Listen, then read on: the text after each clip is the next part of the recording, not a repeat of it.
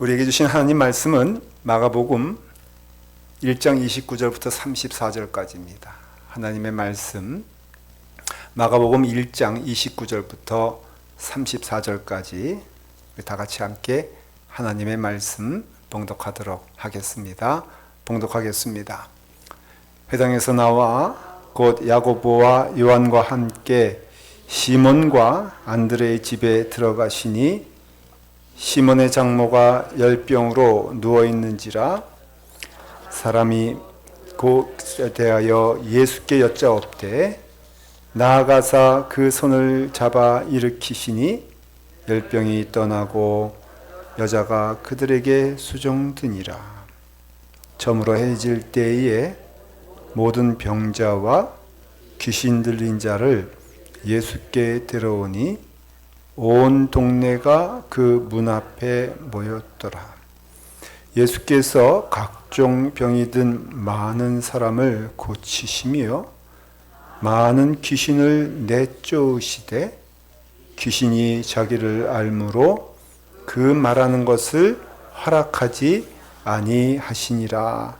아멘. 하나님의 말씀입니다. 기도하겠습니다. 아버지 하나님, 신령과 진정으로 하나님께 나와 예배드리며 하나님 말씀하여 주실 때에 그 말씀을 청종하여 듣게 하여 주시니 감사합니다. 주여 말씀하여 주시고 우리로 그 말씀을 따라 걷게 하여 주시옵소서. 같은 시간 예배를 드립니다.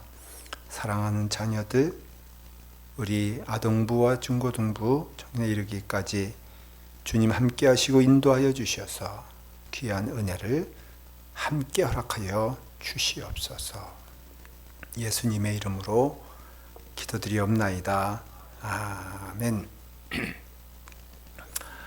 오늘 이 말씀은 마태복음에도 있고 누가복음에도 동일하게 있습니다. 짧은 말씀이지만 마태복음, 누가복음, 또 오늘 말씀 마가복음에도 이 말씀이 있습니다. 마태복음에 보면은 예수님께서는 문둥병자를 고치시고 병든 자를 많이 고치셨어요. 오늘 마가복음에서는 그 후에 예수님께서는 산 위에서 하나님의 말씀을 전하시고 그리고 이제 가버나움으로 내려오신 것을 볼 수가 있습니다. 그 가버나움은 그 예수님 말씀 전하셨던 그 산상수훈의 말씀의 자리와 한 몇 마일 떨어져 있어서 한 30분, 40분 걸어오시면 되는 거리에 있습니다. 근데 그곳에서 이제 가버나움으로 오신 다음에는 안식일이 되어서 회당에서 예수님께서 말씀을 전하시고는 그리고 나서는 그 회당에서 한 베드로의 집이 한 200m 정도 떨어져 있습니다. 멀지 아니한 곳에 베드로의 집이 그 갈릴리 호수 바로 옆에 있는데요. 이제 그곳으로 예수님께서는 발걸음을 옮기시기 시작을 합니다. 아마 좀 쉬시려고. 또 베드로가 예수님, 우리 집이 멀지 않으니까는 예수님 우리 집에 가셨으면 좋겠습니다 하고 초대를 했기 때문에 아마도 예수님께서는 제자들과 함께 이제 베드로의 집으로 가는 때였습니다. 그런데 그 베드로의 집에는 베드로의 장모가 함께 살고 있었던 것 같습니다. 잠시 왔는지 아니면 함께 살고 있는지는 정확히 기록되어 있지 않지만은 아마도 보니까는 그 베드로의 장모는 그곳에 오랫동안 유학한 것 같습니다. 사위와 함께 딸과 함께 살고 있는 그런 아주 평범한 가정의 모습을 보여주고 있습니다.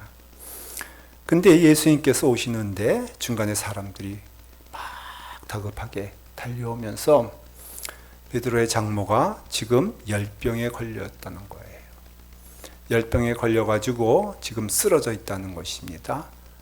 베드로가 그건 모르고 예수님 초대한 것 보니까는 갑자기 일어난 일임을 알 수가 있습니다. 여러분, 그 열병이란 것이 무엇일까? 이전에 그 우리가 성경 개역 성경인데요. 이거는 이전의 성경본을 보면은 거기에는 열병이라 하지 아니하고 고열이다 그렇게 말하고 있습니다. 아마도 이 두 가지를 봤을 때에 열이 갑자기 오르는 그런 이유를 알 수 없는 질병 가운데 장모가 쓰러져서 누워있는 것을 볼 수가 있습니다. 근데 왜 예수님께 달려왔느냐 사람들이 하면은 예수님 뭐 하셨다 그랬어요? 오늘 말씀에서도 아픈 자들을 고치신다고 하지 않았습니까?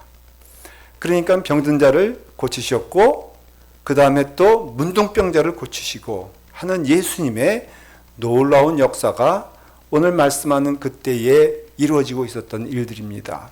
그러니까는 이제 예수님이 마침 가야 될 그 집에 베드로의 장모가 쓰러져 거의 죽게 되었는데 오직 이 장모를 살릴 사람은 예수님이라는 것입니다. 그래서 이제 예수님을 급히 부르는 그런 모습이 있게 되는 것이죠. 베드로의 집에 무엇이 생겼습니까? 문제가 생겼습니다. 죽고 사는 문제가 생겼습니다. 베드로는요, 그 전에 예수님께 이제 헌신하고자 내가 이제는 배도 버리고 내가 이제는 그물도 버리고 다 모든 것 버리고 예수님의 뒤를 따르겠나이다. 예수님의 제자가 되겠나이다. 라고 하는데 무슨 문제가 생겼습니까? 장모님이 죽을 수 있는 그런 병 가운데 거하게 되었다는 것입니다. 참 이상한 일은요, 주님께 헌신하고자 하는 그런 귀한 결단을 베드로가 했는데 또 그 즉시 임하는 것이 무엇입니까? 문제가 임하게 되었다는 것이에요. 여러분, 이것은 우연이 아닌 것입니다.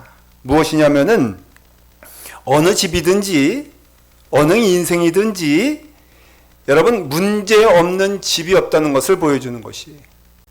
예수님께 부름받는 그 시간에도 문제가 있다는 것입니다. 그래서 오늘 이 말씀이 우리에게도 분명히 은혜가 되는 이유는 베드로의 집과 다름없는 우리의 형편이 우리 가운데 있기 때문에 그렇습니다. 베드로의 집에도 그렇게 헌신하고자 하나님의 길을 가고자 결단한 그 베드로에게도 문제가 임하는 것처럼 우리에게도 문제가 임할 수밖에 없고 이 문제는 누구에게도 예외됨 없이 모든 이들에게 임하는 것이 문제라는 것입니다. 제가 여러분들에게 확신을 가지고 말씀을 드릴 수 있는 것은 우리 가운데는 부유해질 수도 있고 우리 가운데는 가난해질 수도 있고요. 우리 가운데는 뭐 성공할 수도 있고 실패할 수도 있는 그런 것들이 있지 않습니까? 그러나 한결같은 것은 무엇이냐면은 우리 가운데에는 문제 없는 삶은 없다는 것입니다. 여러분 가운데 다 어려움이 우리 인생 가운데 있다는 것입니다. 얼굴이 어둡잖아요. 왜 그런가 했더니 자식 때문에 그렇다는 것이에요. 그렇다면 여러분, 자식이 있으면은 문제가 생길까요? 안 생길까요? 예? 근심이 있을까요? 없을까요? 여러분 가운데 하나님께서 재물을 많이 주셨다고 하십시다. 재물이 있으면은 근심이 있을까요? 없을까요? 염려가 생길까요? 안 생길까요? 안 뺏어갈 테니까는 여러분 걱정하지 마십시오. 여러분 있으니까 근심이 되는 거잖아요. 우리는 건강에 대해서 근심합니까? 근심하지 않습니까? 하면 우리는 근심합니다. 왜 근심한 줄 아십니까? 건강이 있기 때문에 그렇습니다. 우리는 죽을까 안 죽을까? 근심합니까? 안 근심합니까? 근심합니다. 왜 근심한 줄 아십니까? 살아있기 때문에 근심하는 거예요. 그냥 우리는 간단해요. 죽으면 어때요? 근심이 없어요. 그렇기 때문에 우리가 동의할 수밖에 없는 것은 우리가 이 땅에서 살고 있는 이상에는 우리가 부할 수도 있고 가난할 수도 있지만은 그러나 예외 없이 우리 가운데 임하는 것이 뭐냐면은 염려와 근심과 이러한 고난 가운데 우리는 자유로울 사람들이 하나도 없다는 것이에요. 그래서 너무 근심하고 어려운 마음 가운데 왜 내겐 이런 일이 있냐 하니까는 어떤 친구가 그 친구 데리고선 가보니까는 공동묘지라는 것이에요. 네가 근심 없길 원하느냐? 그럼 간단해. 여기 묻히면 된다는 것이죠. 베드로의 집에도 은혜 받는 사람의 집에도 예수 믿지 않는 사람에게도 임하는 것이 무엇이냐면은 근심과 염려가 반드시 있다는 것입니다. 그러니까 이것이 우리를 얽어맵니다. 남편이 있기 때문에 근심이 되고, 남편이 없어도 근심이 되고, 자식이 있어도 근심이 되고 하는 것이 우리의 삶 가운데 있는 것이기 때문에, 우리 가운데에는 아주 분명한 진리가, 우리가 살아가는 동안 이 근심과 이 고난과 이 어려움에 대해서 우리는 맞닥뜨릴 수밖에 없다는 것을 말해주는 것이에요. 그런데 저는 크리스천의 행복이 있다라고 믿습니다. 여러분, 크리스천의 행복, 예수 그리스도를 믿는 자의 행복은 예수님을 믿기 때문에 더 풍성한 열매가 있다는 뜻이 아닌 것입니다. 예수 그리스도를 믿는 기쁨과 행복은 어디 있냐면요, 예수님이 바로 누구와 함께? 나와 함께 거하시고 나와 함께 동행하신다는 축복이 있다는 것이에요. 이것이 예수님 믿지 않는 불신자와 예수님을 믿는 사람들에게와 다른 것이 바로 그런 것입니다. 우리는 이 땅에 똑같이 살아가면서 불신자, 예수님을 믿지 않는 자와 믿는 자도 동일하게 어려움 가운데 있을 수 있고요, 근심 가운데 있을 수 있고요, 고난 가운데 있을 수 있는데, 여러분, 이것이 예수님 믿으면 고난도 없습니다, 눈물도 없습니다, 근심도 없습니다. 여러분, 우리는 그렇지 않지 않습니까? 우리는 압니다. 내가 고통받는 것과 세상 사람들이 고통받는 것이 그 무게가 별반 다르지 않아요. 그 고난이 별반 다르지 않습니다. 예수 믿는다고 그런 것들이 다 내게서 피해가냐라고 한다면은 여러분, 그렇지 않습니다. 예수님 믿어도 고난당합니다. 예수님 믿어도 어려움이 있습니다. 그런데 다른 것은 무엇이냐면은, 예수님 믿으면은 그 말한 것처럼 예수님이 나와 함께 거하신다는 것입니다.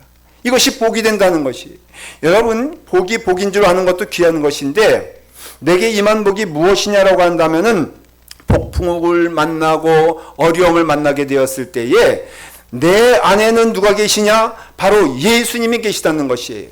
부족할 수 있고 없을 수 있고 근심이 있을 수 있지만은, 그러나 예수님이 나와 함께 하시기 때문에 거기에 무엇이 있다? 답이 있다라고 말하고 있는 것이에요. 가나의 혼인잔치에 보니까 귀한 잔치자리에 포도주가 다 떨어지지 않습니까? 그러니까 이제 고난이 임하게 되었습니다. 좋은 자리인데 어려움이 임하게 되었습니다. 근데 여러분, 그 자리에서 근심하지 않는 사람이 있었는데 예수님 어머니 아닙니까? 왜냐하면 그 자리에 누가 있기 때문에요? 예수님이 있기 때문에 그렇죠? 다른 사람들은 다 몰랐어요. 그래서 염려하고 근심하기 시작했는데, 예수님의 어머니는 근심하지 아니하고 그 종들을 불러가지고 말하는 내용을 보십시오. 너희들은 예수가 무엇이라고 하든지 그대로 순종하기만 해라. 그러면은 역사가 일어날 것이다라는 것을 믿었다는 것이에요. 여러분, 그 믿음이 이루어지지 않습니까? 예수님께서 그 종들에게 너희는 항아리에다가 가득 물을 채우라고 했을 때에 그 종들은 순종했습니다. 그리고 그 물이 변하여 뭐가 됐다고요? 포도주가 되지 않았습니까? 다시 말하면 슬픔이, 고난이, 그 어려움이 내게는 기쁨의 증거가 되었다는 것입니다.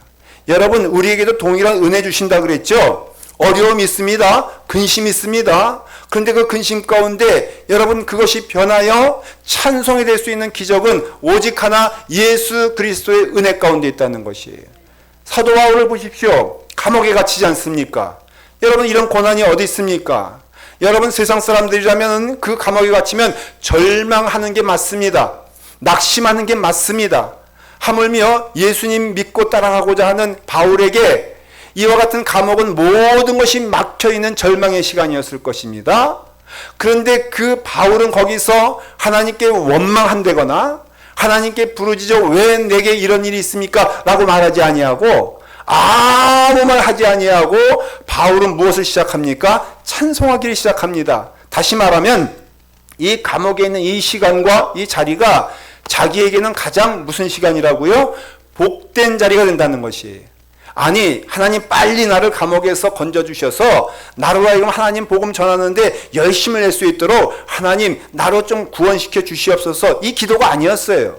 오히려 이 자리에서 그는 감사하게도 하나님께 찬송하기 시작합니다. 이 자리에서 하나님의 함께 하심을 보는 은혜를 받기 원했습니다. 그대로 이루어지지 않습니까? 그러니까는 감옥이 어떤 자리가 되기 시작합니까? 하나님이 함께 하신 그 자리, 천국의 자리, 은혜의 자리가 됩니다. 여러분, 우리는 쉽게 기도하는 것이 하나님 여기서 나가게 해주세요라고 하지만은 바울의 고백은 무엇입니까? 이 자리가 천국의 자리가 될 수 있도록 인도하여 주시옵소서. 천국의 이유와 천국의 근거는 오직 하나, 하나님이 그 자리에 함께 하심으로 그 자리가 천국이 된다면은 그것이 바로 무엇입니까? 우리가 고난 가운데 있다 할지라도, 우리가 어려움 가운데 있다 할지라도 예수님이 나와 함께 하시면은 그 고난 자체가 어떤 은혜가 됩니까? 하나님께서 함께 하시는 은혜가 된다는 것이. 내가 지금 병이 들어 참으로 고통 가운데 있지만은, 그렇지만은 내가 간절히 기도할 때에 하나님이 그 자리에 나와 함께 하시고 찾아주셔서 나의 손을 붙잡아 주시니 그 자리 자체가 은혜의 자리, 천국의 자리, 감사의 자리가 되는 놀라운 기적. 저는 이것이 기적이라고 믿습니다. 여러분, 이것은 세상 사람들에게 없는 축복이 되는 것인데 예수 그리스도를 믿는 성도들에게 주시는 가장 큰 눈에 약속된 축복이 무엇이냐라고 한다면은, 저는 그것이 해결되는 것보다도 그 자리에 주님이 함께 하시는 것이 놀라운 은혜인 줄 믿습니다. 하나님이 함께 하심으로 우리로 하여금 그 입술을 통하여서 원망과 불평과 근심의 말이 나오는 것이 아니라 하나님의 은혜 안에서 찬송할 수 있다면은 그 자리가 복이 된다는 것이에요. 제가 지난 이틀 전에 교회에서 이제 집으로 가기 위해서 차를 몰고 이렇게 가는데 말이에요. 은혜가 넘치기 시작했어. 그래서 차 속에서 이제 정신 나간 사람처럼, 혹시 저를 보시면 오해하지 마세요. 거기서 복음성가를 제가 찬송을 부르기 시작했습니다. 은혜 안에서 이제 그 길을 가고 있는데, 이제 좌회전해서 이제 길을 조금 가는데 어떤 건너편에 있는 차가 갑자기 서 있다가 휙 하면서 유턴을 하는데 그 좁은 길에 제 앞으로 차가 밀려들어오기 시작했어요. 밀려 들어오기 시작했는데, 그러니까 제가 피할 사이도 없어가지고 제가요, 그만 제 차를 인도로 올려버렸어. 야, 여러분, 화가 날 것 같아, 안 날 것 같아? 네? 성질이 날 것 같아, 안 날 것 같아? 그래가지고 제가 크락션을 그 동시에 빵 하고 크게 울리면서, 제가 마음 가운데 화가 나고 분이 나니까는 그 사람을 향해서 창문을 열고, 교인들도 안 보니까 어때? 그러니까는 삿대질을 하고선 막 그러려고 그러다가, 예수 믿는 사람이요? 목사 아니에요? 또 방금 전에 뭐 불렀어? 에? 복음성가 부르지 않았어? 그래가지고 부르던 거 멈출 수 없어서 제가 손을 들어서 갑자기 삿대질을 하려고 했던 것들을 제가 할렐루야 하면서 찬송을 부르기 시작했어요. 근데 그 사람이 창문을 급하게 내리는데, 보니까는 그렇게 무섭게 생긴 사람 처음 봤어요. 제가 만일에 삿대질 했으면은 오늘 설교 못했을지도 몰라요. 그런데 그 사람이 제가 그러니까는 너무 미안해가지고 죄송하다고, 자기가 잘못했다고 하면서 갔어요. 제가 오면서 그 생각을 했습니다. 참 이게 어려운 여건이잖아요. 참기 힘든 시간이잖아요. 그런데 이미 그 전에 예수님이 나와 함께 하시는 그 은혜 안에 거하다 보니까는 나로 하여금 그 급한 시간에도 내가 나오는 것이 아니라 예수님의 은혜가 나오는 것이 너무너무 감사했어요. 여러분, 변한 건 없어요. 예수 믿고 찬송 부르고 아멘 해도 우리 가운데는 그와 같이 근심과 어려움이 임할 수가 있다는 것이에요. 그러나 예수 믿으면요, 좋으신 은혜가 무엇인 줄 아십니까? 하나님이 늘 함께 하시기에 내 안에 나오는 것도 은혜가 되는 것이고 감사가 된다는 것을 말해주고 있는 것이에요. 예수님이 이미 그 베드로의 집에 들어가기 전에 저는 믿기에 이미 하나님께서 역사하여 주신 줄 믿습니다. 그러니까는 그 장모가 이제 누워 있는데, 성경은 좀 우리가 재밌게 보면요, 이제 알 수 있는 것이, 성경에서는 그 원어를 보면은 이제 그 열병이라고 하는 병이 무엇이냐라고 했을 때에 한 구탱이에 이것은 화병일 수도 있다라고 설명하고 있어요. 왜냐하면 이유를 모르는 거예요. 그런데 여기서 열병이라 그랬고 급속도로 갑자기 열이 난다 그랬고, 여러분 이것은요, 그래서 화병이란 말은 오직 한국말에만 있잖아요. 세계 의료 그 사전에 보면요, 유일하게 한국말로 되어 있는 병이 있는데 영어로 화병이랍니다. 이건 설명하기 어렵다는 것이에요. 병이긴 병인데 마음이 완전히 문드러지고 엉클어진 게 화병인데, 왜 화병이냐? 베드로가 예수님 만나서 열심히 그냥 더 살면 좋잖아, 또 만선도 됐겠다, 물고기 많이 거두었잖아요, 그런 건 집에 가와가지고 더 부자 되면 좋은데, 이 베드로가 철없이 예수님께 뭐라고 말합니까? 예수님, 나 이제는 그물도 버려두고, 나 이제 배도 버려두고, 나 이제 예수님 따르겠습니다. 제자가 됐다는 소리를 누가 들었어? 장모가 듣자마자 누웠다는 것이에요. 이건 제 해석이 아니에요. 그렇게 추측을 하는 거예요. 그러니까는 그 장모님이 뭐에 걸렸어? 화병에 걸렸어. 아니, 집안 챙기기도 부족한 이 베드로가 그 집안 다 팽개치고, 자기 팽개치고 딸 팽개치고, 아니 저 예수란 사람 따라 나서겠다니 얼마나 화가 나고 얼마나 분이 생겨. 그러니까는 누웠다는 것이죠. 예수님 그거 알고 신방 오신 거라 이거예요. 근데 그 화병에 도진 그 사람이 예수님을 만났습니다. 정신도 없는 가운데 예수님께서, 성경을 보니까요 이렇게 돼 있어요. 31절에 보니까는 나아가사 그 손을 잡아 일으키시니 열병이 떠나고 여자가 그들에게 뭐 한다고요? 수종드니라 그랬어요. 나아가서 그 손을 잡아 일으키시니, 여기 마태복음에 보면요, 누가복음에 보면 좀 다르게 돼 있는데 예수께서 그 손을 잡아주시니 이렇게 돼 있어요. 오늘 본문에는 그 손을 잡아 일으키셨다고 했지만은, 그러나 마태복음에서는 그 손을 잡아주시니 그 여인이 열이 떠나가고 그리고 예수님께 수종들더라라는 것은 그 마음이 분한 마음에서 사랑의 마음으로 변했다는 것이에요. 여러분, 예수 그리스도를 믿고 은혜 안에서 주님과 함께하는 은총 가운데 주님이 나의 삶 가운데 오시면은, 주님이 내 가정 안에 오시면은, 주님이 나의 걸음 가운데 오시면은 그 걸음은 분명코 이제는 무엇이 되느냐? 그 입술을 통하여서 감사하게 되고요, 그 입술을 통하여 찬송하게 되는 은혜의 걸음으로 변하게 된다는 것입니다. 여러분, 그 사람이 변하는 역사는요 세상 것으로는 변할 수가 없어요. 세상 것으로는 감당할 수가 없습니다. 오직 하나 있다면은 예수 그리스도의 은혜 안에서 주님이 나와 함께 거하시면은 나의 삶의 부분이 변하는 것이 아니라 나의 삶의 모든 것이 변하는 줄 믿으시기 바랍니다. 그것이 바로 예수 믿음은요, 내가 변하여 세상이 변하는 것도 아니고 환경이 변하는 것도 아니고 나의 고난과 고통이 변하는 것이 아니라 내가 변하여 예수님의 은혜 안에서 그 입술로 찬송하게 되고 감사하게 된다는 것을 보여주는 사건이라는 것이에요. 그러므로써 우리는 주님의 은혜 안에 주님을 만나게 되었을 때에 냉큼 고백하시길 바랍니다. 주여 어서 오시옵소서. 내가 고난 가운데 있사오니, 여러분 고난 가운데 임하게 되었을 때 기도해야 돼요.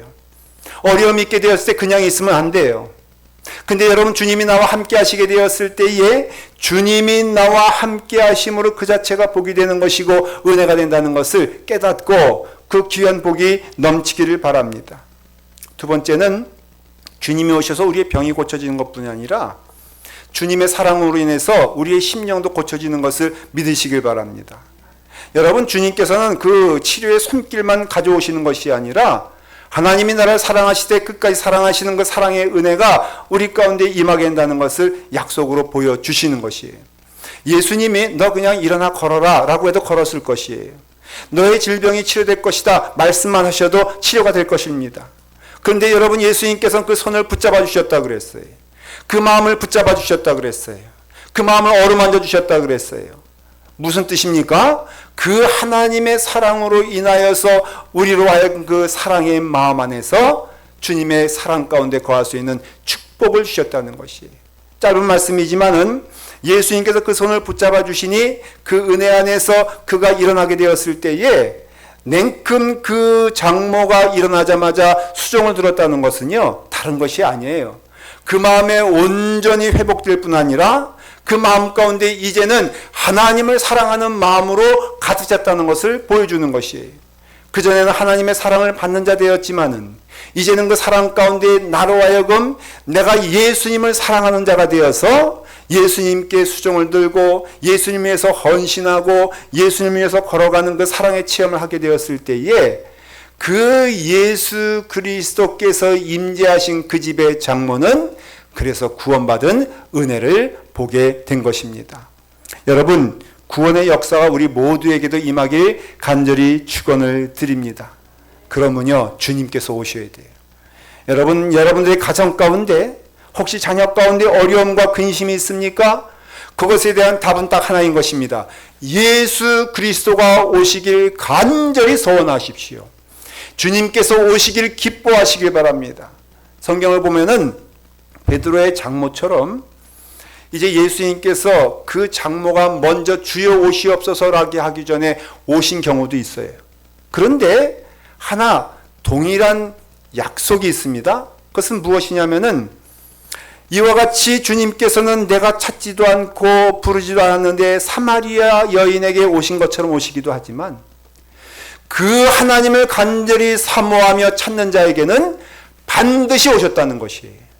예외됨 없이 주님께 부르짖어 간구하는 자에게는 주님께서는 반드시 임하여 주셨다는 것이죠. 혈류병 앓고 있어 죽을 수밖에 없는 그 여인이 주여 나를 도와주시옵소서라고 했을 때에 우리 주님께서 그 영혼 가운데 임했던 것처럼 문둥병 앓고 있는 그 자가 주님께 나왔을 때 주님께서 응답해 주신 것처럼 우리가 부르짖어 간구할 때마다 약속하신 하나님의 은혜는 무엇이냐면은 반드시 임하여 함께 해주신다고 약속해 주셨다는 것이 저는 믿음으로 말씀드릴 수가 있어요.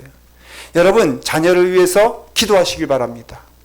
여러분들의 문제를 놓고 하나님께 내어놓으시길 바랍니다. 그것을 내가 움켜잡고 근심하고 걱정한 듯 답이 없을 때에 하나님께 나와 부르짖어 간구할 때에 하나님은 외면치 아니하시고 반드시 응답해 주시는 줄 믿으시길 바랍니다.